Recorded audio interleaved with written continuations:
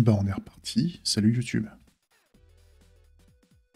Alors, donc, j'ai modifié les tests qui utilisaient... De toute façon, si j'ai foiré quelque chose, si j'ai oublié quelque chose dans le fait d'afficher des trucs, on le verra lors des tests end-to-end. Hein. Puis vu qu'on est assez précis dans les tests unitaires, en général, les tests end-to-end, je les automatise pas. C'est-à-dire je perds plus de temps à automatiser les tests end-to-end qu'à les faire.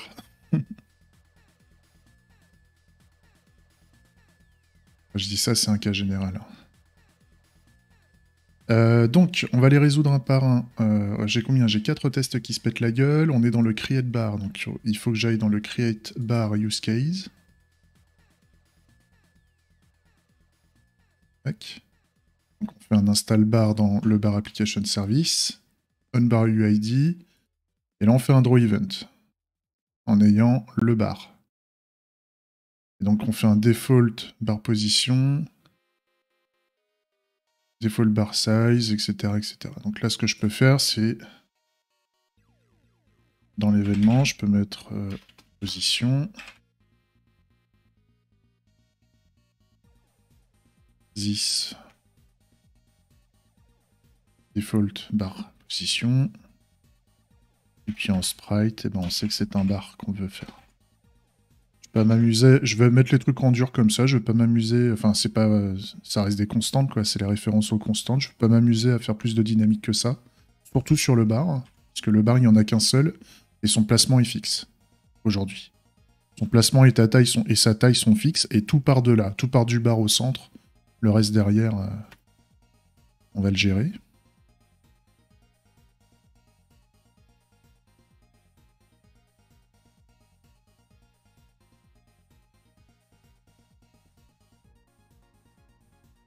Donc, on a 3 tests maintenant qui déconnent, ce qui veut dire qu'on est sur le install new tool on bar, new use case. Install new tool on bar, use case. Install tools for bar. Draw event. Donc là, pour chaque stool, je fais un draw event avec le stool ID. On va avoir besoin de la position avec stool. Merde.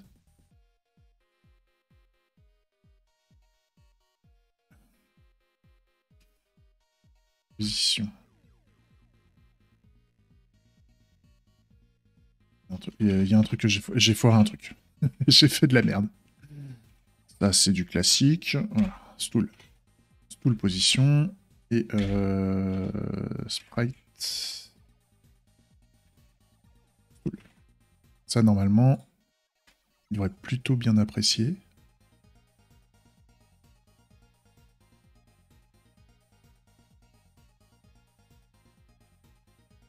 Ouais, j'ai plus que 2 tests qui font la gueule. Ensuite, on est dans le player move use case. Player move. Voilà. Update position. Et donc, quand on fait un update position, on fait un draw event avec la position, justement. Donc, très bien. Position. Ma position. Et puis, sprite, c'est un joueur. Donc, sprite player. Ça, on fera un sprite de player, on fera un petit bonhomme. Hein. Enfin, on peut faire ce qu'on veut. Hein. C'est ça l'avantage de faire des sprites, c'est que c'est comme ça que, de ce que j'ai compris, sont faits tous les vieux jeux en 2D.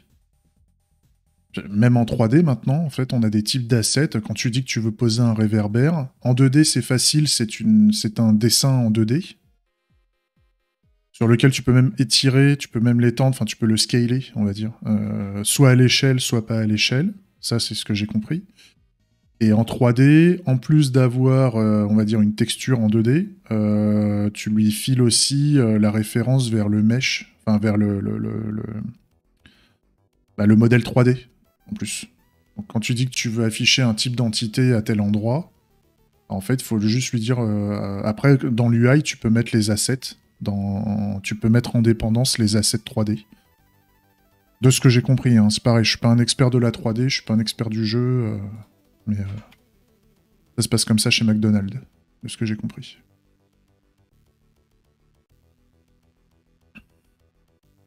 Et après, c'est dans les tests end-to-end où on se rend compte, ou après, c'est dans les checks au démarrage de l'application, on peut vérifier quand on joue que si à un moment, on a oublié un asset, si on oublie un asset, on lui met un asset par défaut pour éviter de faire planter le jeu. Et par contre, on fait péter un warning quelque part pour dire attention, de toute façon, ça se verra visuellement. En fait, l'asset par défaut, en général, ça va être une forme dégueulasse, genre un gros cube nul, aux dimensions du sprite qu'on veut. Et au moins, ça permet d'indiquer que là, ce truc-là est manquant dans les assets. Donc après, là, c'est là où le game developer va faire le lien avec son collègue qui serait pas le game designer, mais le game graphiste, en fait, avec le graphiste, pour lui dire attention, maintenant dans le jeu, on a une plante verte. On a une plante verte, et donc fais-moi une plante verte, s'il te plaît. Quand on est plusieurs dans les projets. Après, en général, ça se décide en amont pour paralléliser le boulot. Mais des fois, il y a des oublis, ou des fois, les mecs, ils n'ont pas le temps, ou ils sont en train de bosser sur d'autres choses. Et donc, le développeur va déjà avancer sur la logique du jeu. Et quand la logique du jeu est prête, ça n'empêchera pas de faire les tests end-to-end, mais il faudra prévoir que les graphistes nous fassent leur boulot. Quand c'est pas le même développeur qui s'occupe de tout ça. Donc ça, c'est cool. On a fait tout ce qu'on voulait, là. De ce que je vois, tous les tests ont l'air de passer. Je vais revérifier au niveau du draw event si on n'a pas oublié un cas d'usage. À la limite, ce que je peux tester de faire, et je vais le passer en indispensable. Normalement, je devrais avoir un seul test qui plante. Je devrais avoir qu'une seule référence qui plante.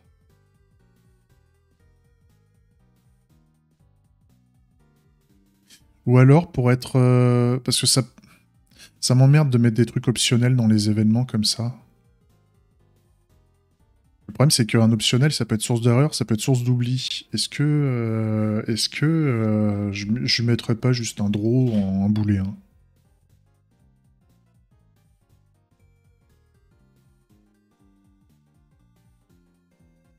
Ouais, mais... Non.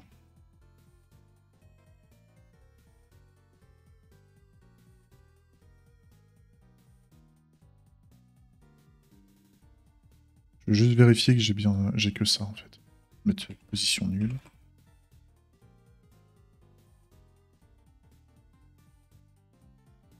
Je vais faire un test. Hein. Juste pour vérifier que...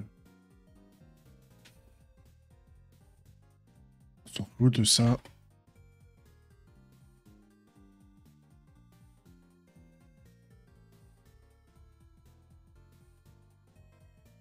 Ah, c'est ça. Il est utilisé nulle part ailleurs.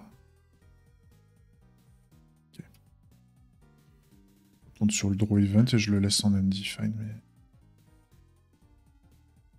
Après, au lieu de le mettre en optionnel, je pourrais peut-être lui mettre undefined, comme ça.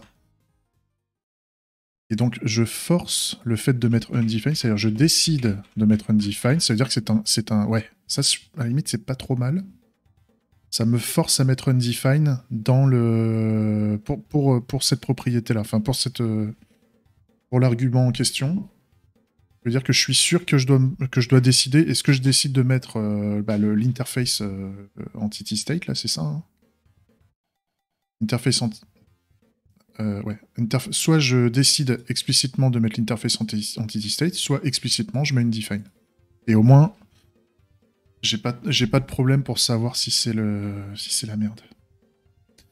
C'est vrai que je devais aller à la poste ce matin, fait chier.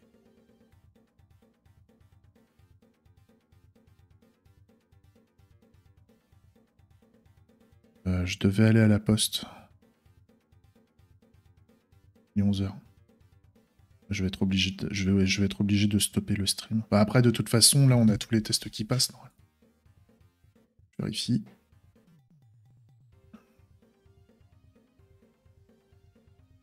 Je vérifie.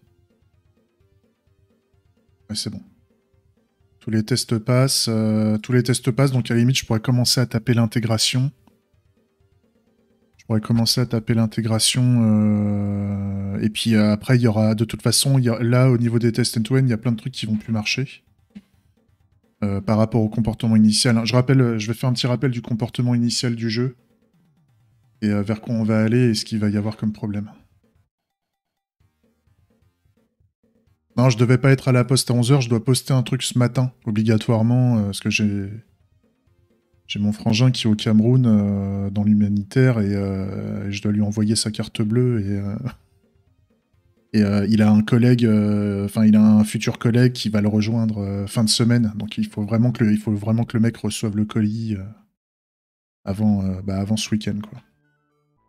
Et vu qu'on sait que les colis, les SLA de la poste, si tu veux, sont pas trop garantis. La poste ou un autre, hein, peu importe. Hein, je suis pas en train de cracher sur la poste, je suis en train de cracher sur les coursiers. Les coursiers en général. Au niveau des SLA, c'est pas ouf, quoi. Oui, donc le jeu du clivage. Le jeu du clivage, oui. Le jeu du clivage, c'est ça. Je fais la presse vite fait, puis après je vais sûrement y aller... sûrement aller rapidos à la poste.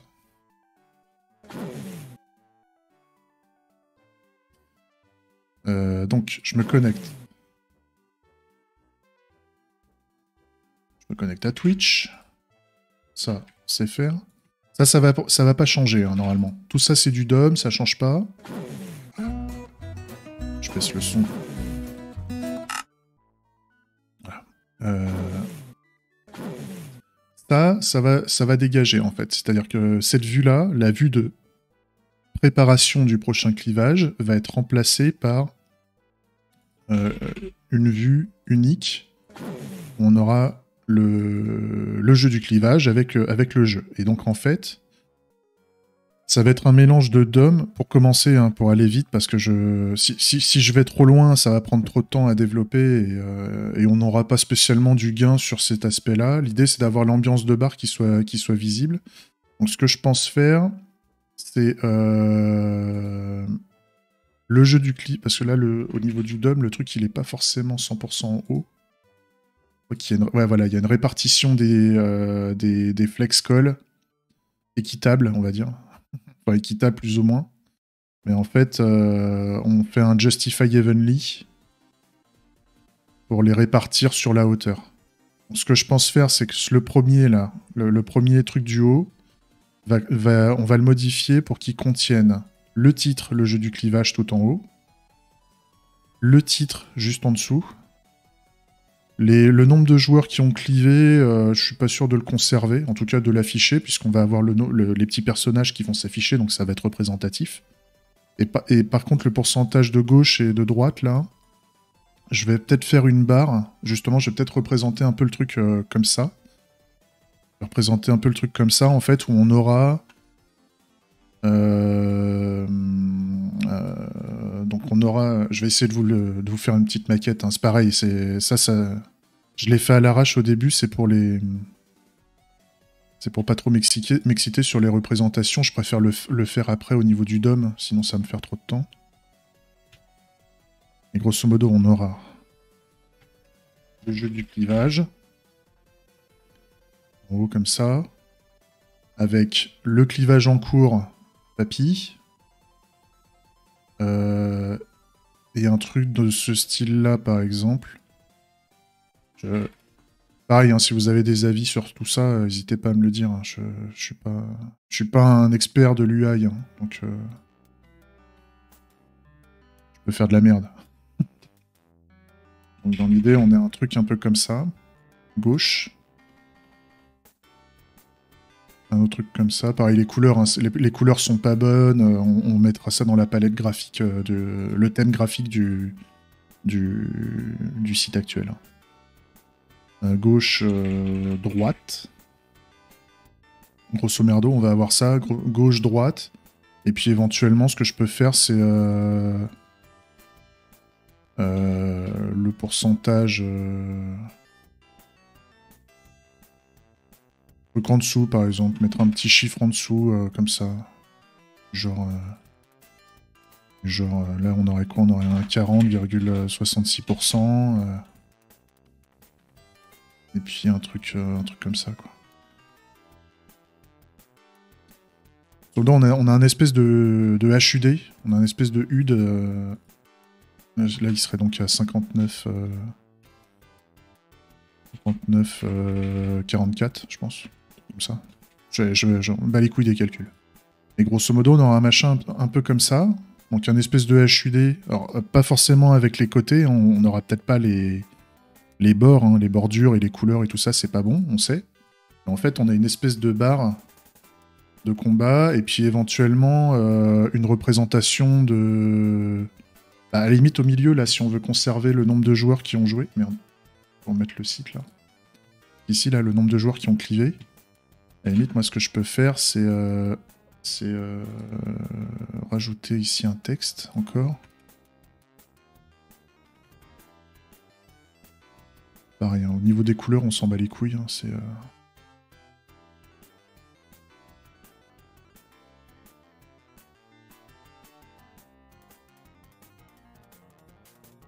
On s'en fout de la taille et des couleurs, c'est un brouillon, c'est juste pour se faire une idée de ce qu'on veut, de ce qu'on voudrait dans le HUD. Avec ça, on aura à peu près tout ce qu'on veut, toutes les informations nécessaires en haut de l'écran. Là. Tout en haut. Et on aura tout un espace, donc un espèce de grand carré au centre, où on va pouvoir faire la représentation du canevas. En fait, on aura le canevas qui prendra tout le reste de la place. Mais c'est dans le canevas qu'on pourra zoomer, en fait. C'est là où je vais en venir. C'est-à-dire que là, si je zoome dans Draw.io, je zoome sur tout. Mais en fait, là, dans l'interface, quand je vais zoomer dans le vrai site, on aura le HUD qui va rester à la même taille. Puisque le HUD sera fait en HTML. Et tout l'affichage de la table, du bar et des bonhommes sera fait en canevas. En canevas avec Pixie sous-jacent, etc. Pixie ou autre chose, hein, peu importe. Ça, c'est pas mal. Et comme ça, moi, je peux faire des boutons en dessous. Si, bon, je sais pas si ça sera mobile friendly, on verra. De toute façon, le but, là, c'est qu'on joue avec le PC. Hein. C'est à destination des streamers. Hein. Pour moi, un streamer, il a un PC. Il a une page web pour jouer au jeu. Hein. Faut pas s'exciter. Et donc, en dessous, on peut faire les commandes du jeu. Donc là, le HUD du dessus, c'est toutes les informations sur le clivage en cours. Et donc derrière, s'il veut modifier le clivage, eh ben on pourra lui faire, par exemple, un bouton clivage perso.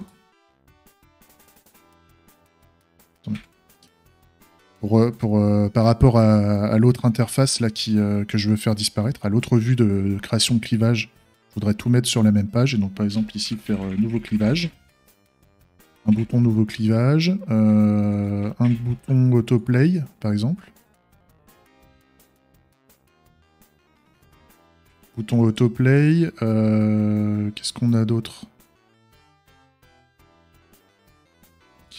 Ça dégagerait hein, bien sûr. Un bouton nouveau clivage, un bouton autoplay, on aura un bouton... il y a le bouton menu principal. Ton menu. Ça pourrait être pas mal. Et donc, ça, le HUD du bas sera, on va dire, tout le menu dans cette vue, en fait. Là, on a les informations. Là aussi, c'est de l'information, mais une information visuelle sympa en mode barre. Et éventuellement, après, on pourra rajouter des fonctionnalités de type... là aussi, ce qu'il faudrait que je mette à côté du nouveau clivage, il faudrait que je mette le petit dé. Je mets le dé pour piocher directement un nouveau clivage. Comme ça, à la limite, c'est parti. Ou alors, ce sera dans nouveau clivage, je fais une vue, un sous-menu dans nouveau clivage où il y a le dé, au nom surtout pas, etc., etc. Le choix de gauche, le choix de droite, tout ça, je pourrais le mettre là-dedans. À voir, faut que je creuse. Et le truc qu'il faut que je fasse aussi là-dedans, c'est... plus tard, c'est de mettre justement des boutons, par exemple, pour dire... en fait, ça sera des boutons qui s'afficheront en fonction de ce qu'on aura sélectionné dans le canevas. Donc par exemple, si le mec il sélectionne un joueur, derrière, dans le canevas, ça sera pour plus tard, hein, des features qui viendront plus tard, il pourra cliquer sur le joueur, et donc il y aura un bouton, par exemple ici, servir une bière. Ou servir une boisson, à la limite. Et puis après, il y aurait des choix de boissons. Il y aurait bannir, par exemple. Bannir. Et puis éventuellement, des choix additionnels, en fait. Ici. À creuser, hein. À creuser, c'est pas encore frais dans ma tête. Et je pense qu'on va faire ça comme ça. Donc c'est toutes les modifications qu'il va falloir faire dans